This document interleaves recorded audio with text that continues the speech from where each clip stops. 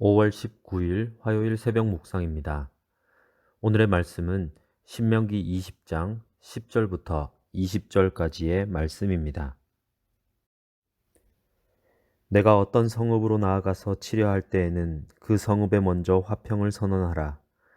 그 성읍이 만일 화평하기로 회답하고 너를 향하여 성문을 열거든 그 모든 주민들에게 내게 조공을 바치고 너를 섬기게 할 것이요. 만일 너와 화평하기를 거부하고 너를 대적하여 싸우려 하거든 너는 그 성읍을 애워쌀 것이며 내 하나님 여호와께서 그 성읍을 내 손에 넘기시거든 너는 칼날로 그 안의 남자를 다 쳐 죽이고 너는 오직 여자들과 유아들과 가축들과 성읍 가운데에 있는 모든 것을 너를 위하여 탈취물로 삼을 것이며 너는 내 하나님 여호와께서 내게 주신 적군에게서 빼앗은 것을 먹을지니라. 내가 내게서 멀리 떠난 성읍들 곧 이 민족들에게 속하지 아니한 성읍들에게는 이같이 행하려니와 오직 내 하나님 여호와께서 내게 기업으로 주시는 이 민족들의 성읍에서는 호흡 있는 자를 하나도 살리지 말지니 곧 헷 족속과 아모리 족속과 가나안 족속과 브리스 족속과 히위 족속과 여부스 족속을 내가 진멸하되 내 하나님 여호와께서 내게 명령하신 대로 하라. 이는 그들이 그 신들에게 행하는 모든 가증한 일을 너희에게 가르쳐 본받게 하여 너희가 너희의 하나님 여호와께 범죄하게 할까 함이니라. 너희가 어떤 성읍을 오랫동안 애워싸고 그 성읍을 쳐서 점령하려 할 때에도 도끼를 둘러 그곳의 나무를 찍어내지 말라. 이는 너희가 먹을 것이 될 것임이니 찍지 말라. 들의 수목이 사람이냐? 너희가 어찌 그것을 애워싸겠느냐? 다만 과목이 아닌 수목은 찍어내어 너희와 싸우는 그 성읍을 치는 기구를 만들어 그 성읍을 함락시킬 때까지 쓸지니라. 아멘. 우리는 전쟁 같은 세상 속에서 매일 전투를 치르는 군인처럼 험악한 삶을 살아갑니다. 두려움과 불안은 일상이 되었습니다. 하지만 하나님은 전쟁에 나가는 이스라엘에게 화평을 선언하게 하시고 나무도 함부로 베지 못하게 하셨습니다. 오늘은 두려움과 정확히 배치되는 하나님의 명령을 살펴보면서 전쟁과 같은 삶을 어떻게 살아갈 수 있을지 생각해 보고자 합니다. 이스라엘이 가나안 밖의 성읍을 치기 위해 나설 때 그들의 최우선적 목표는 화평을 이루는 것입니다. 하나님은 화평을 협상이 아니라 선언하게 하셨습니다. 하나님은 자기 백성을 통해 화평을 이루십니다. 전쟁이 하나님의 뜻을 이루는 수단일 수 있어도 결국 하나님이 이루고자 하시는 것은 자기 백성의 평안과 그 백성을 통한 세상의 평안입니다. 우리는 전쟁 같은 신앙의 삶에서 치열함에만 몰두합니다. 목적을 잊어버리고 눈앞의 상황들을 처리하기에 급급합니다. 우리 힘으로 전쟁을 잘 치르는 것은 의미가 없습니다. 화평을 이루어야 합니다. 이것이 하나님이 우리를 통해 이루고자 하시는 것입니다. 화평을 받아들이는 성읍은 이스라엘에게 종속되어 조공을 바치게 되지만 약탈당하거나 노예로 끌려가진 않습니다. 후에 이방 민족은 새로운 관계와 질서를 받아들이고 오히려 하나님께 속할 기회도 잡았습니다. 멸망당해야 할 백성이 하나님의 보호 아래서 하나님의 집을 위해 일하는 백성이 됩니다. 우리 역시 본래 하나님의 심판과 멸망의 백성이었습니다. 예수님은 이런 우리에게 오셔서 샬롬을 선언하셨습니다.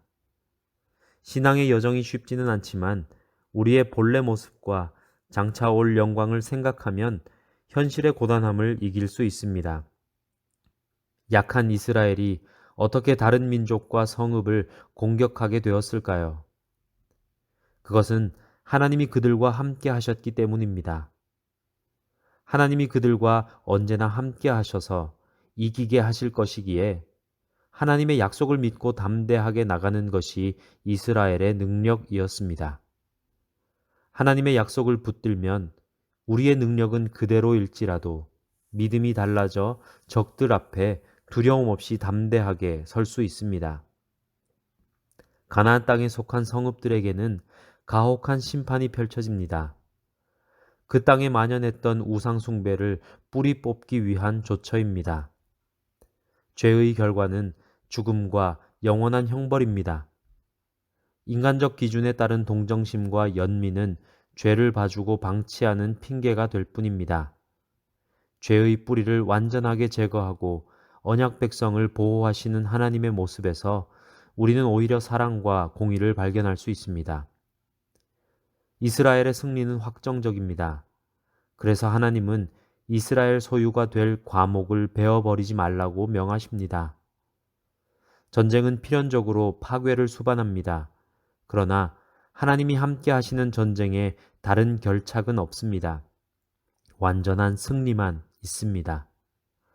세상과 치르는 싸움에서, 영적 전쟁에서 너무 자신을 소비하지 마십시오. 하나님이 어차피 주실 승리를 의심하며 다른 것을 모색하지 마십시오. 편하게 하나님이 주신 길을 따라가십시오. 예수님은 우리에게 확정적으로 말씀하셨습니다.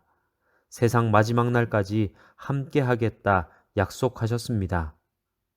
두려운 마음에 하나님의 화평을 이루는 삶에서 벗어나지 마십시오. 우리가 할 일은 그저 적의 성읍 앞에 서서 화평을 선언하는 것입니다. 기도하겠습니다. 사랑의 하나님, 감사합니다. 오늘도 우리에게 새로운 하루를 허락하여 주시고 또 귀한 말씀으로 이 하루를 시작하게 하시니 참으로 감사드립니다. 주님, 오늘도 우리의 삶 속에서 전쟁과도 같은 삶을 살아가겠지만 우리가 그저 싸워서 이기기 위한 삶을 사는 것이 아니라 하나님께서 우리에게 명령하신 화평을 선언하고 그 화평을 이루어내는 삶을 살게 하여 주시옵소서. 세상이 알지도 못하고 또 세상이 우리에게 주지도 못하는 참된 평안이 우리 가운데 넘쳐나게 하시고 그 평안을 통하여 우리 주변의 이웃들과 또 우리가 만나는 모든 이들과 함께 그 화평을, 평안을 누릴 수 있는 자들 되게 인도하여 주시옵소서. 또한 우리 영도 공동체가 이 지역사회를 향해 화평을 선언하게 하시고 지역사회의 모든 주민들과 함께 하나님이 허락하시는 평안을 누리고 또 전하는 귀한 믿음의 공동체 되도록 인도하여 주십시오. 예수님의 이름으로 기도하오며 이제는 주님이 가르치신 기도를 드리오니 하늘에 계신 우리 아버지, 아버지의 이름을 거룩하게 하시며 아버지의 나라가 오게 하시며 아버지의 뜻이 하늘에서와 같이 땅에서도 이루어지게 하소서. 오늘 우리에게 일용할 양식을 주시고 우리가 우리에게 잘못한 사람을 용서하여 준 것 같이 우리 죄를 용서하여 주시고 우리를 시험에 빠지지 않게 하시고 악에서 구하소서. 나라와 권능과 영광이 영원히 아버지의 것입니다. 아멘.